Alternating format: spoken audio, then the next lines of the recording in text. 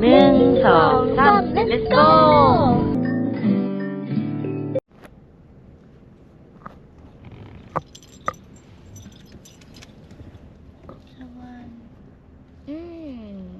ไหนครับ ช่วยพี่หาหน่อย วันนี้นะคะเราก็จะได้สแตมป์อีก1 ดวงจากตรงนี้ ตกเจ็ดสาวนุ้ยค่ะ ก็เป็นคอนเนคชั่นแล้วเดี๋ยวไปกัน ไปสอบถามกันครับสิอุ้ยลูกบิดตก กลางเต็นท์ลานนับดาว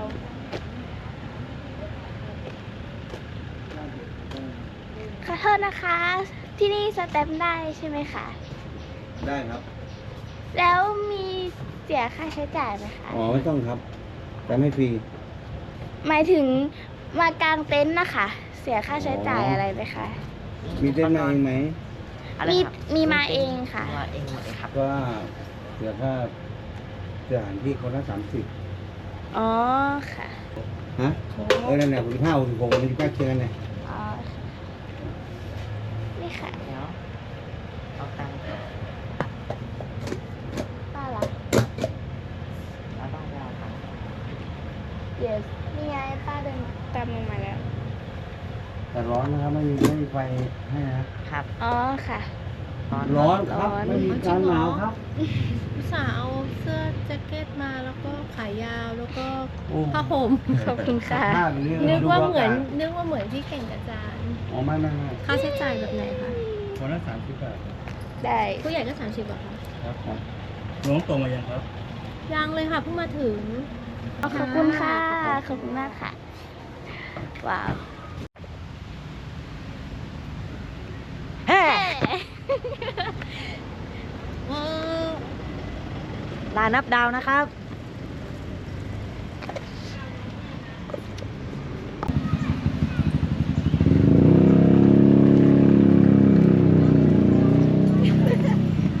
กินทำอะไรอ่ะ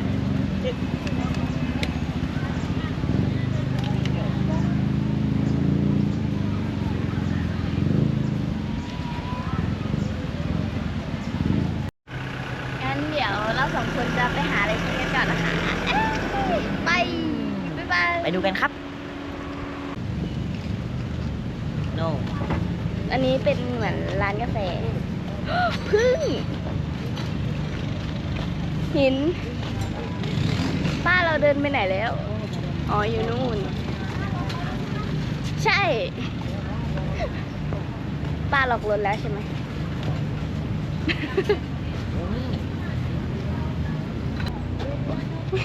หินเป็นอะไรอะ รองเท้ากัน รองเท้ากัดก็กัดมันกลับ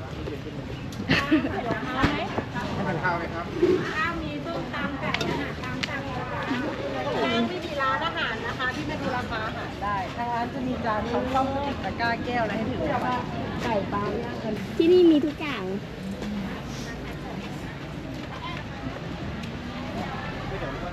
ชุดไว้เดี๋ยวให้ ว้าวนี่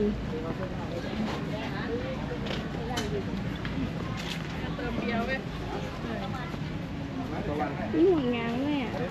ห่วงยางน่ารักนะ ห่วงยาง พี่ก็พูดห่วงยาง ห่วงยาง พี่ก็พี่ ยางมันห่วง ฮะ หินพูดอะไรอ่ะ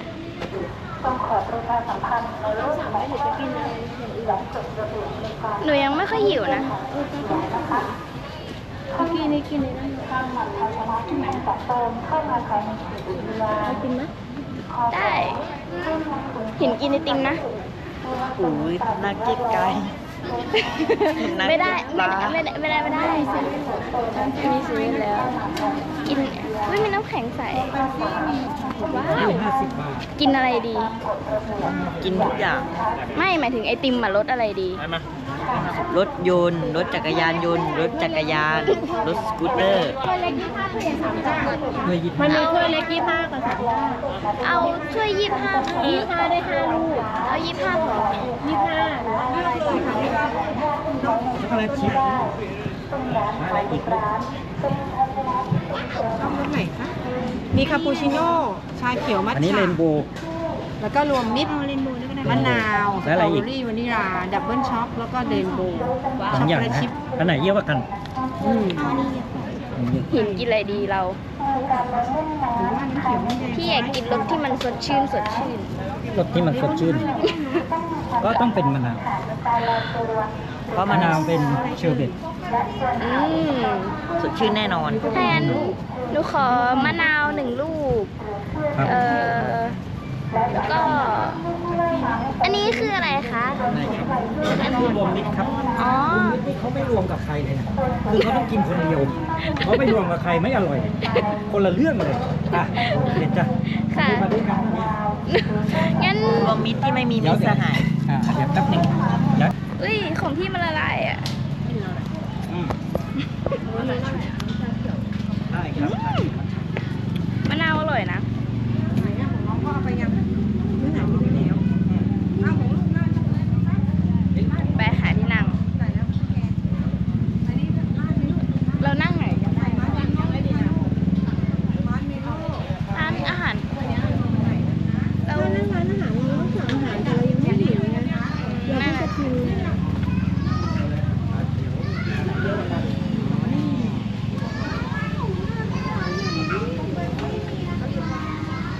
ทานไหมลูก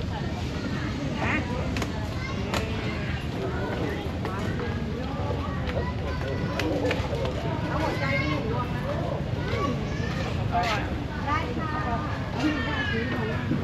เหมาะกับหน้าร้อนที่สุด เหมาะกับหน้าหนาว โอเค พี่ไม่เถียง เพราะจะได้หนาวชุ่มชื่น อะไรคือหนาวชุ่มชื่น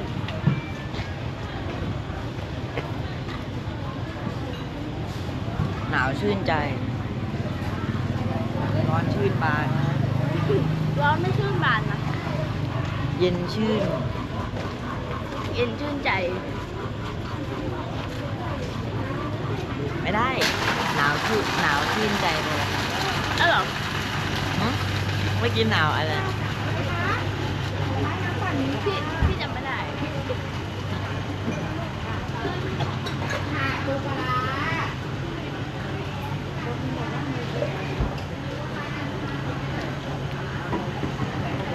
เรากินอะไรดีไม่มีเยอะจนพี่คิดไม่ออกเลยว่าเราจะกินอะไร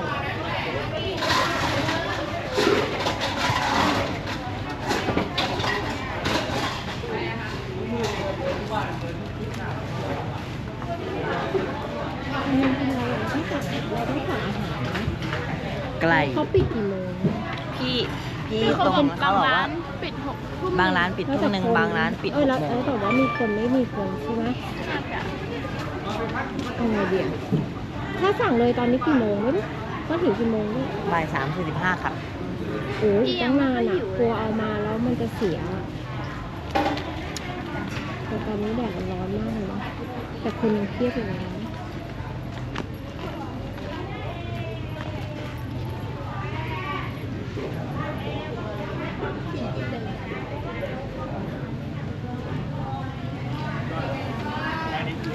ถึงจะหมดแล้วอ่ะ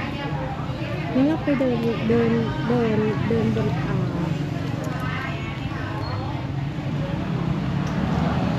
เล่นในน้ำเฉย เดินเล่นในน้ำหมายถึง เดินเล่นแต่เราไม่เล่นไง อืมแต่หนูกลัวว่าคนมันจะเยอะแต่ก็ไม่เป็นไร ไม่เราเดินแบบไม่ให้ชุดเปียกนะ ไปเดินสำรวจเฉยๆใช่ไหม เพราะว่าคนเยอะมาก เราค้างอ่ะ เราสามารถตื่นมาเล่นแต่เช้าได้ แล้วทางไปน้ำตก เลอะอร่อย แบตจะหมดแล้ว เอาแบตจะหมดแล้ว งั้นไปห้องน้ำก่อน ถ้างั้นเราขอตัวไปเข้าห้องน้ำกันนะคะ บ๊ายบาย เดี๋ยวเจอกันค่ะ เราแปลงร่างกันแล้วนะคะ วันนี้เราก็ยังไม่ได้ลงไปเล่นน้ำหรอก ไปดูเขาเล่นน้ำกัน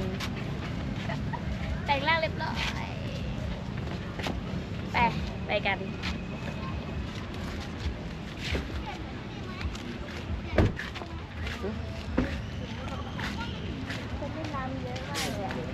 ริ่มทยอยกลับกันแล้วนะคะ ใช่ก็เรือกับแล้วเราก็มาเขาตอนเขากลับจะมาตอนเขากลับกันแล้ว แต่แค่เริ่มทยอยนะคะ แต่ยังไม่ได้ออกกันหมด เพราะรถยังติดอยู่เลยครับ เขาติดเพราะว่าเขากลับ แต่พอตอนเรามาเขาติดเพราะเขากำลังมา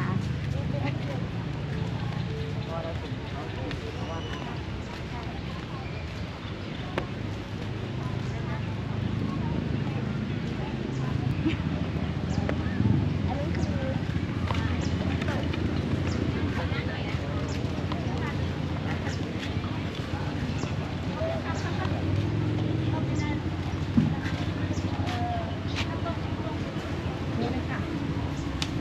เราเดินในทางเป็นใช่ไหมคะ ใช่ค่ะ แต่ได้ไม่เดินในทาง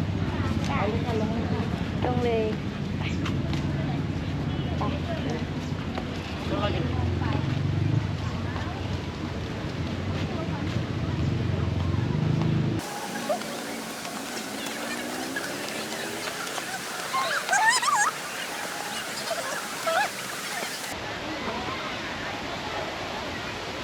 ไหวไหมคะ ไง ก็ค่อยขึ้น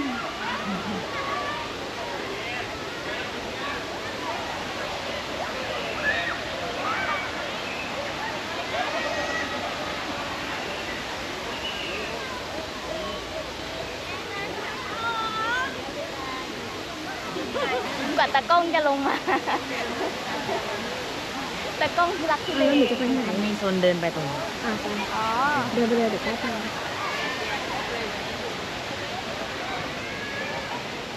จริงๆน้ำก็ลึกอยู่ไม่ได้แห้งแบบ ตรงนี้ลงไม่ได้นะไม่มีคนเลย เขาเล่นกันตรงนี้ อื อ่ะ มนี่ไงพรุ่งนี้เราก็ตื่นแล้วสัก6 โมง แต่ 7 เขา โมงเพราะเขายังไม่เปิดเดี๋ยวเขาเปิดให้เข้า8 โมงใช่ป่ะแต่เราอยู่ที่นี่อยู่แล้ว ใช่ครับ เราก็ไม่เล่นตั้งแต่6 โมง 7 โมงได้ เห็นแล้วอยากอ่ะ ดูจากผู้ใหญ่แล้วประมาณอกผู้ใหญ่ นู่นน่ะเราไปทางนู้นกันดีกว่านะหรือว่าจะไปเดินสำรวจอ่ะ ไปข้ามสะพานกันนะพี่ ฝั่งนั้นก็มีนี่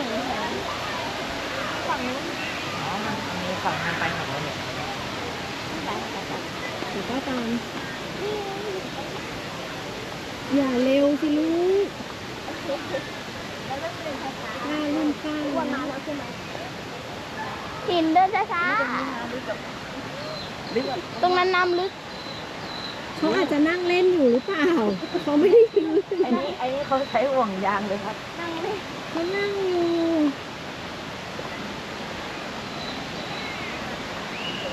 นี่ มาแฟน มาแฟน วงมะแฟน เหมือนมากับแฟน วงมะแฟน คือ นี่ต้น อันนี้ต้นโค้งแต่อันนี้ต้นตรง ต้นตรงแดวทางลาดชันฝั่งนี้ก็มีคนเล่นน้ำเยอะเอ๊ะไม่น่าจะฝั่งนี้หรือเปล่า อยากเล่นน่ะ เราลองเล่นวันนี้ดูทำอะไรดีสะพานดงพญาเย็นคือ อันนี้ต้นลำพูป่านะครับ ใหญ่จัง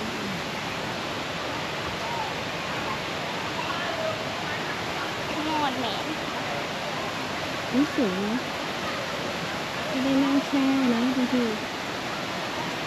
ร้อนๆอย่างเงี้ยเนาะหรือเราจะเปลี่ยนใจลงมานี้ ลงวันนี้พรุ่งนี้ตื่นแล้วกลับเลย ก็ลงอีก ลงอีกพรุ่งนี้ลงอีก ลงกี่ครั้งก็ได้ จริงปะเนี่ย จริงก่อนกลับเราก็ลงด้วยก็ได้ วันนี้เราจะลงด้วยก็ได้ได้หมด น่าสนใจตรงนี้สงสัยบ่อมันลึกเนาะ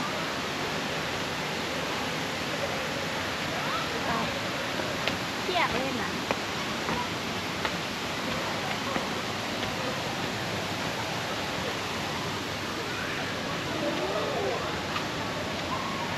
น้ำตกชั้นที่ 3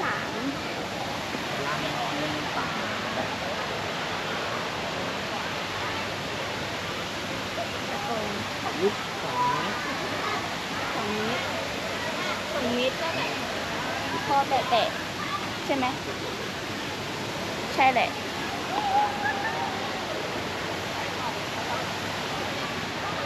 อยากเล่นเลย ไม่รู้ ตะกองคือชื่อต้นไม้หรือชื่อตัวนี้ ตะกองชื่อตัวนี้ ตะกองชื่อตัวนี้ นี่ไงหรือว่าล่างหรือยิ่ง หรือลั่งหรือกิ้งก่ายักษ์ กิ้งก่ายักษ์ ถ้าอยู่ตามต้นไม้แหละผมว่า เขาบอกนี่ไง หากลองดีๆกระทบของด้านยักษ์ไม้ มองดี ต้นไม้นิ้ว ไปเดินเล่นมั้ยตรงไหนต้นๆป้าถึงมีชูชีพให้ ๆมีชูชีพ ดูชีพ อันนี้ชูชีพเราอยากลงกันกลิ่นน้ำหอม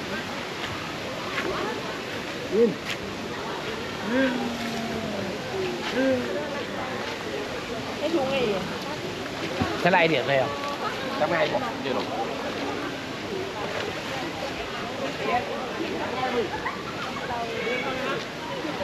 นี่เราเอาเท้าไปลงตรงนู้นได้ปะที่มันเป็นสันๆอ่ะ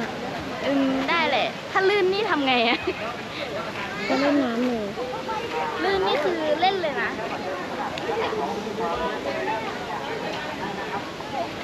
ฝั่งนู้นก็มีคนอีกอ่ะ คนเยอะจัง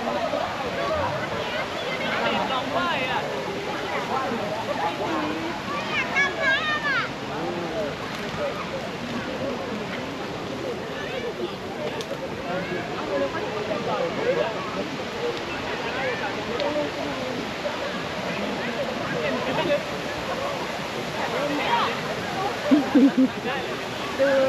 น่าสนุก เ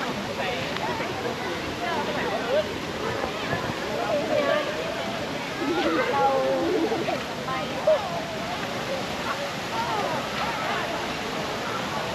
วันนี้เราลงเดินแน่นอนอยากไปเดินบนน้ำอ๋อแต่เขาห้ามเล่นน้ อันนู้นห้าม ำอ๋อหมายถึงลงไปว่าย ตรง อะ นั้นน่ะห้าม อ๋อเราลงไปเดินลงไป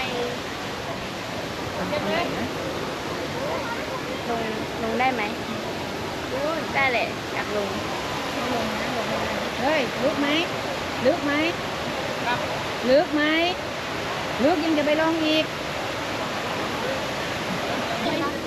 เราแบบไป หน้าตาแบบสวยหายอยากเล่นมันมาก อากาศมันร้อน เอาไป ลงชุดนี้ได้ใช่ไหม ได้แต่หนูเสื้อขาว นั่นน่ะสิ ก็ลงได้ คือที่นี่น้ำตกใหญ่ขนาดไหน ขนาด จุดเทียนแค่ทั้ง6จุดเอาน้ำจะปิดทำการในเวลา 17 นาฬิกา และจะเปิดทำการในเวลา 8 นาฬิกาของทุกวันสุดท้ายนี้ขอให้นักท่องเที่ยวทุกท่านเดินทางกลับบ้านโดยสวัสดิภาพ 4 โมงครึ่งแล้ว นักท่องเที่ยวทุกท่านจะได้รับความประทับใจจากใจ ครับ จุดเทียนน้ำตกเจ็ดสาวน้อย ขอบคุณค่ะ อันนี้คือเขาประกาศปิดหรืออะไร สถานการณ์น้ำปกติ อุทยานแห่งชาติน้ำตกเจ็ดสาวน้อยจะปิดทำการในเวลา 17 นาฬิกา และจะเปิดทำการในเวลา 8 นาฬิกาของทุกวัน สุดท้ายนี้ขอให้นักท่องเที่ยวทุกท่านเดินทางกลับบ้านโดยสวัสดิภาพ และหวังว่านักท่องเที่ยวทุกท่านจะได้รับความประทับใจกลับไปอุทยานแห่งชาติน้ำตกเจ็ดสาวน้อย ขอบคุณค่ะ เขาบอกว่าห้ามเดินข้ามทาง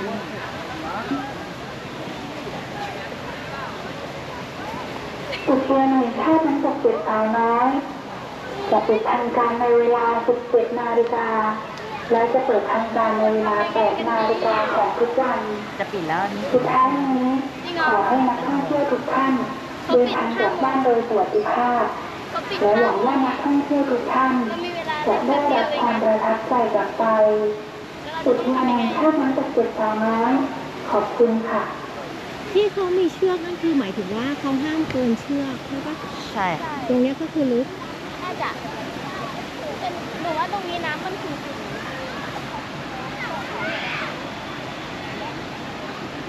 มีสะพานข้างหนึ่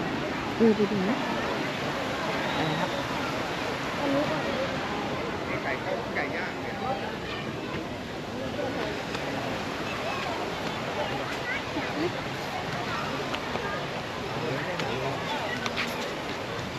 พี่ทำอะไรอ่ะพี่ทำอะไรอ่ะเหมือนข้ามฝั่ง เดี๋ยวพรุ่งนี้เราไปดำผุดดำว่ายกลายร่างเป็นเมอร์เมดใครที่มีเริ่มของน้ำเริ่ม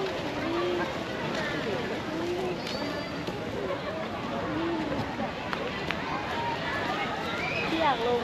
ไม่เคยมากัน ไม่เคยค่ะ Amazing แต่ว่ามันใกล้ปิดแล้วอ่ะ เราลงตอนนี้ไม่ทันแล้วใช่ไหมนี่เฮียเฮ้ยมีสิ นี่นั่งตรงนี้เปียก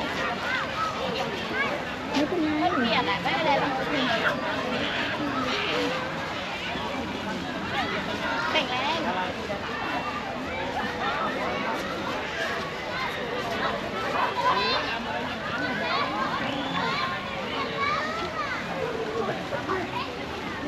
เหมือนย้อนวัยไป5 ขวบ จริงๆแล้วพี่5 ขวบถึง5 ขวบครึ่งไม่ใช่ดิพี่ต้อง5 ขวบครึ่งเพราะพี่แก่กว่าหินและหิน5 ขวบ ไปยังพี่อยากขึ้น เรา สะ ไป พา ข้าน มสะพานกัน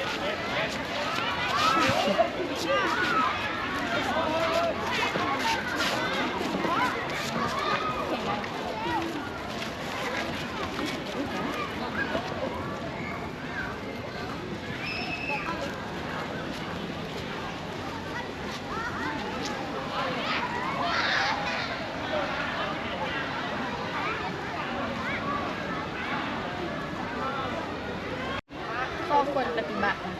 เราควรปฏิบัตินะครับ หิน หิน ทำไมหินทำแบบนี้อ่ะห้ามตกปลาแสดงว่าที่นี่มีปลาหินไม่พูดเลยแล้วพี่จะคุยกับใคร ผมไม่พูดเลยแล้วผมจะคุยกับใครให้พกอาวุธนะครับแสดงว่าพี่พก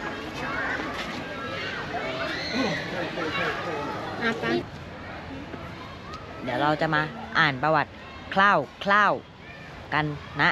ขอรับ กันนะขอรับ อนุสรณ์เจ็ดสาวน้อย ตำนานเล่าว่าก่อนการจัดตั้งวงอุทยานน้ำตกเจ็ดสาวน้อย ในปี 2523 สาวน้อยจำนวน 7 คน ได้มาเล่นน้ำในห้วยมวกเหล็ก แล้วจมหายไป จึงมีการตั้งชื่อน้ำตกเป็นอนุสรณ์ว่า น้ำตกเจ็ดสาวน้อยนะครับ และหลังจากนั้นชาวบ้านและนักท่องเที่ยว ได้มาสักการะบูชาขอโชคลาภ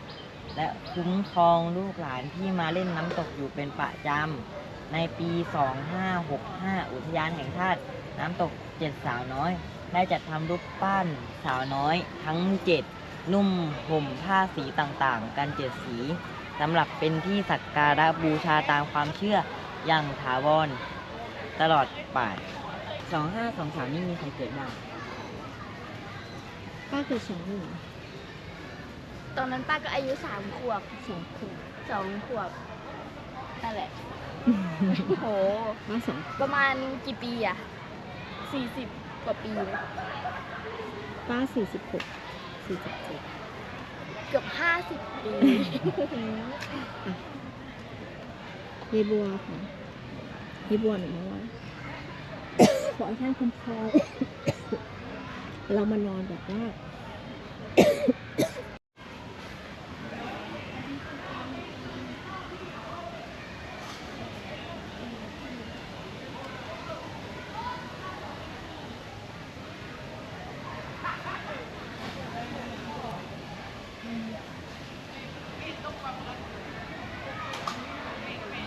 ยายบัวมาดูอะไรนี่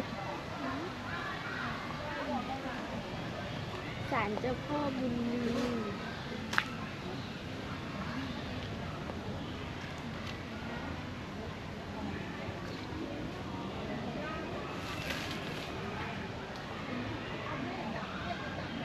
ขอให้ท่านปกป้องคุ้มครองเรา แล้วก็ให้เราเดินทางโดยสวัสดิภาพด้วย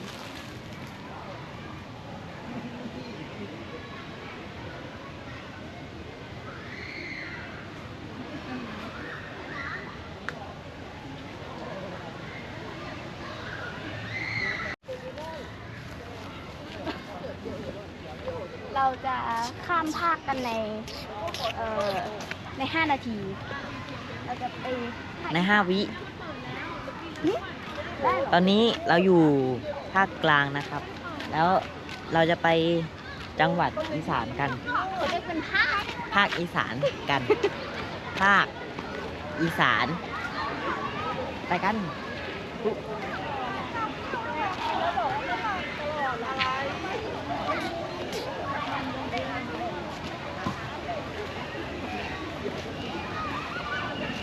ทางดงพญายินนะครับ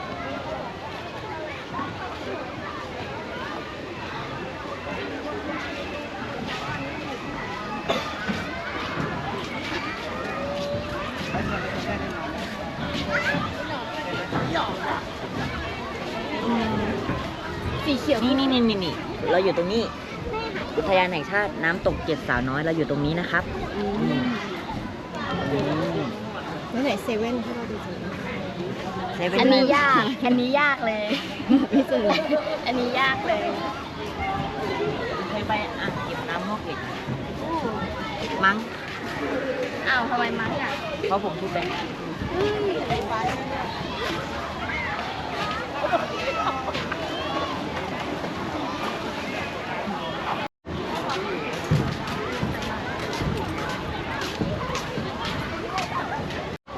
เรากำลังไปจังหวัดนครราชสีมากันนะครับ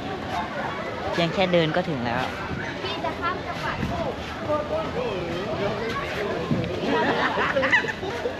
อันนี้คือเส้นแบ่งนะครับอันนี้คือนครราชสีมา ตอนนี้ เดี๋ย เรา วผมจะไปภายใน1 วิ1 2 3เนี่ยผมถึงแล้วครับ อันนี้เกิน1 วีนะ ผมถึงนครราชสีมาแล้วนะครับ ตอนนี้เราจริงๆแล้วทริปนี้เราไม่ได้มาสระบุรีเรามานครราชสีมา นี่คือตัวอะไรครับ โน กากบาท X1 X1 หินเล่นมุกอะไรนะพี่ไม่เก็ตอ่ะ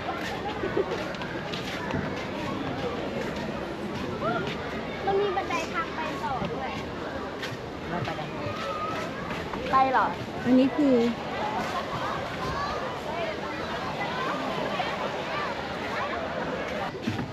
เขาก็มีน้ำตกไปเรื่อยๆเนาะ เดิน400 เมตรจากนี้ไปก็ ไปดงพญายิน เราไปศึกษากันครับ โอ้เดินไปเลยเหรอหินโอ้โหหิน ทางนี้ต้นไม้กั้นไว้นะครับไปไม่สามารถไปได้ เราแค่ตรงนี้พอไหมเราอยู่ที่ไหน เราอยู่ตรงนี้ ใช่หรือฮะไม่ใช่ผมอยู่ตรงนี้ครับตอนนี้เรายืนอยู่ตรงนี้ อันนี้สะพานไง แล้วก็เดิน ก็ทำงานสักแล้วก็ หรือว่านี่ตั้งแต่ดงพญาเย็นอันเนี้ยก็คือ เนี่ยของเราอยู่แถวนี้ปะ วันนี้ ตรงนี้ อันนี้คือแท สะ บจะลงเขาแล้วปะตั้งแต่ที่เริ่มรถติดปะดงพญาเย็นอันนี้ปะ พานน่าจะ อาจ ใช่ จะใช่ ตรงนี้ที่เราขับรถผ่านมา พี่ว่าเราไปเดินเอาเท้าจุ่มน้ำ เราเดินจากตรงนี้ไปตรงนู้นกันครับไปถ้าไม่ไหวผมเดินกลับ หินไปนะเดี๋ยวพี่จะรอ นี่คือพระ พระ บา บา ท ท ส ส ม มเด็ เด็จ จ พระปิ่นเกล้าเจ้าอยู่หัว เจ้าอยู่หัว นะครับ ปิ่นเกล้ารัชกาลที่เท่าไหร่เล่าดิ ดงพญาเย็นจากอดีตสู่ปัจจุบัน ดงพญาเย็นมีชื่อดั้งเดิมว่า ดงพญาไฟ เมื่อปีพศ พุทธศักราช 2399 พระบาทสมเด็จพระปิ่นเกล้าเจ้าอยู่หัว ทรงปราดฮะทรง ปราดว่า ทอสำเภาไม่ใช่ทอสง ก็บอกว่าให้ไปเรียนกับพี่จองไม่เคยเรียน ดงพญาไฟอากาศเย็นดี ไม่มีเวลาไหนอากาศร้อนเลย ไม่สมควรเรียกว่า ดงพญาไฟให้คนขั้นข้าม จึงกราบทูลพระบาทสมเด็จพระจอมเกล้าเจ้าอยู่หัว ขอเปลี่ยนชื่อเป็นดงพญาเย็น ตั้งแต่นั้นจึงเรียกชื่อดงพญาไฟว่าดงพญาเย็น ในด้านภูมิศาสตร์เทือกเขาดงพญาเย็นเป็นเทือกเขา1 ใน 4ของเทือกเขาที่กั้นภาคกลางกับภาคอีสานเป็นป่าดงดิบรกหมดเวลาแล้ว เราต้องรีบอ่านแล้วรีบอ่านเป็นป่าดงดิบรกทึบ ที่ยากแก่การเดินทางผ่านและมีไข้มาลาเรียร้ายแรงในภาคอีสานที่ตำบลกลางดงและในปีพุทธศักราช 2522 รัฐบาลได้จัดกิจกรรมปลูกป่าพืชฟื้น ฟูดงพญาเย็นท้องที่พื้นตำบลท้องที่ตำบลพญาเย็นต่อมาในปีพุทธศักราช 2526 กรมป่าไม้ได้โปรยเมล็ดกระถินยักษ์ล่าสุดในปี 2559 โปรยเมล็ดกระถิ่นยักษ์ในภาคอีสานที่ตำบลกลางดงและไม่ ทางอากาศให้ป่าครอบ